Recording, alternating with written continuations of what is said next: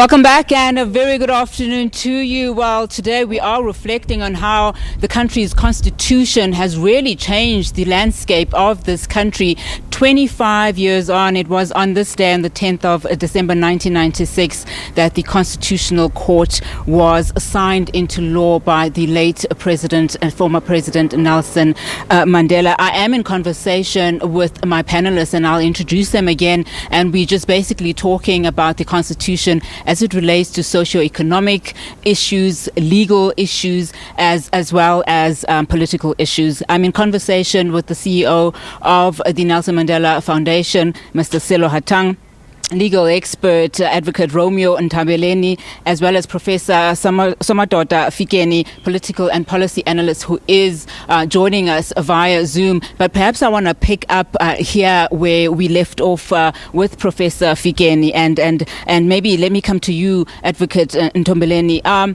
In terms of the land issue, because I mean we saw it coming into the fore again not too long ago in Parliament. What do you think seems to be the problem here? Yeah. 25 years on, and we still are nowhere ahead in terms of providing the land that is needed by those marginalized South Africans who need the land. There's a section that is that they're trying to amend, of course, but the section probably gives you all of the things that are needed to make these changes necessary, but we seem to be failing here. Yeah, thank you very much, Onati. Once again, the Constitution is there as an instrument, and we must make it work. The question is the political will in realization of the provisions of Section 25, which is land expropriation without compensation. And if we are nursing feelings and we are not looking at the reality of what the majority of South Africans are facing, this problem will refuse to die. And I think it's time that it has to be the bull has to be taken by its horns, and this question is looked at and then dealt with appropriately as envisaged in the Constitution. Because we have been saying it, with the CEO here to say that we can have a document at our hand, and if we don't make it function for the benefits of the majority of the citizens that continue to live in abject poverty, we are not going to take this country anywhere whatsoever. So when we start talking about the inequality of this country, and then when you see us struggling in matters such as the issue of land, does that mean that we, as Advocate has just said, we have really no political will to actually uproot those people that are in abject poverty and bring them into a space where the Constitution talks about them, basic human rights? One of the sad things about us is that most times we tend to not deal with things as they are. So we try to avoid pain points in our nation. And I think if we look back at 1999, which is the year that Madiba was retiring, he had said that by then 30% of the land would have been given back to those who had been dispossessed. Those stats had to be revised because we hadn't come anywhere near that. And then come around 2002, 2003, there was a study that was done by the Land Claims Commission. And the commission then pointed out that after some of those families had been given back the land, the white owners started buying it back because people got the land. They didn't know what to do with it. And these are unsayable things. We must say is that our relationship with the land needs to be enriched so that we know what to do. That land is not just for residential purposes. It can be used for many other things, and you build out of it. And intergenerational wealth is also built on the very land that we're talking about. So political will is one end of the thing. The other end is citizen responsibility for what you have been given back because your forebears lost it. And the second thing that I thought we should also touch on is how, as a people, we tend to then not say, what do we need to do differently? So we've seen that Section 25 is there, as Advocate Romeo says now, that it's there. how come we never moved the needle as much as we should have? It explains something about us and the relationship we have with the land. Does the state know how much of the land it owns? Do we know of the land that we own? Do we know what the state is doing with it? Because there's pockets of land that the state owns that it could even start with that. Let's not even go to the property that's owned by people, by individuals. Let's go to the one that the state owns. What's the state doing there? Professor Fikeni, perhaps let me bring you into the conversation and ask you this question.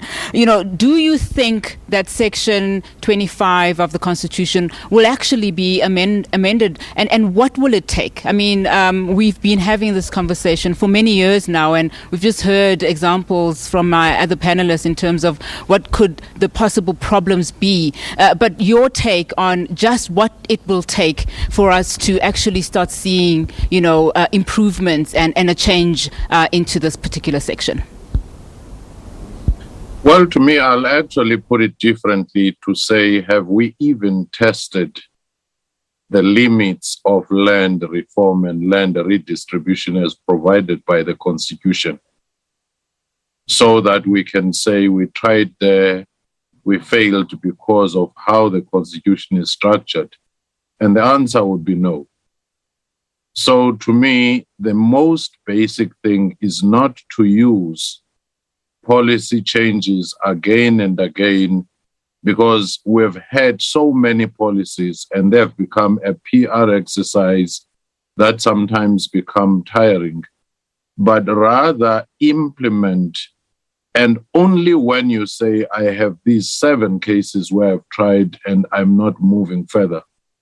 As we speak, the fair question that Silo was asking, do we now have a clear sense of how much land is within private hands, how much of it is being utilized, how much land is within the state, and how much even basic transfer of properties in the townships to people? If that has not happened, you could change the Constitution tomorrow, then we will shift the goalpost and say we need something else. So to me, there has been a lack of political will to do everything within what we have, instead of changing policies. If you look at the average policy lifespan in South Africa, it's 3 to 5 years. And on average, many countries, that's when you're implementing, that's when you do the impact assessment and so forth, which means sometimes we've started using policy as a decoy so that it creates some sense of seriousness on our part. Let me give you another example. Winterfeld, you do have farms there, agricultural lands in hands of people who are very poor, very often not supported, and sometimes their land is not even used, not the small piece in front of them. So it is that sum total that we should be looking at the same time, be serious about transformation. You can do that, one, if you have political conviction and deep will. And secondly, if you build the state capacity. And thirdly, if citizenry agitates for such and become the watchdog instead of leaving it to the elite. Because if you leave it to the elite, each person will end up with 1,000 hectares whilst the rest of the masses are waiting.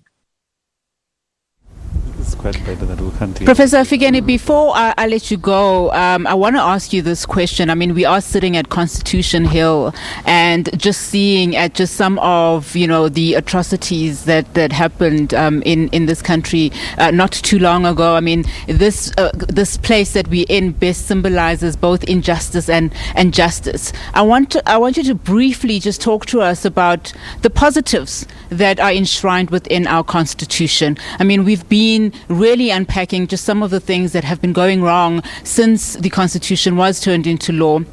There are positives, most certainly. Please, can you just reflect on some of these? Certainly, without any doubt, that now we can talk freely, and that we have institutions of democracy. We have Constitutional Court, we have Chapter 9, we have Chapter 10 institutions. That is a plus. in terms of how we've started our journey in terms of democracy. As I indicated earlier, the issue of implementation of democratic infrastructure and architecture has been one of the most outstanding. Left now is the socio-economic transformation, and that is provided for within the Constitution. What has been lacking, we should not blame the Constitution for the lack of will to do the right thing, has been the implementation of the provisions of that Constitution. And that is the most fundamental issue here. The Constitution provides as many things as possible. Take one example. It declares 11 official languages, plus, of course, the sign language, now the indigenous languages, and so forth. But when it comes to the implementation, that has not been the case. It may even define the space for transformation of the landscape in terms of place names and so forth. Even those which have been, changed and proclaimed, there is no implementation. You still see along the highways the same names not changed, where they are changed, wrongly spelled, and so forth. So if you have a toolbox with every tool, and the carpenter is refusing to dip their hand and use the tool wisely, we should not blame the Constitution for that. We should blame ourselves and the lack of agency and the lack of imagination and honesty in implementing what is provided. All right, fantastic. Thank you so much, Prof, for your time this afternoon. Really do appreciate it.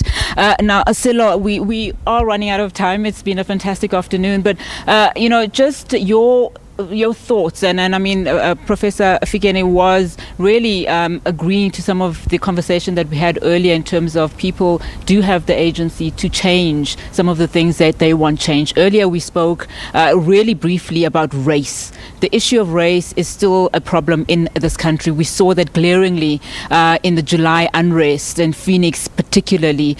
Even at the time, government was accused of not acting in time and not wanting to see it as a racially motivated incident. Why are we afraid to speak about race in this country? And also, as you think about that, what can we do as a people to make sure that we bring in the change?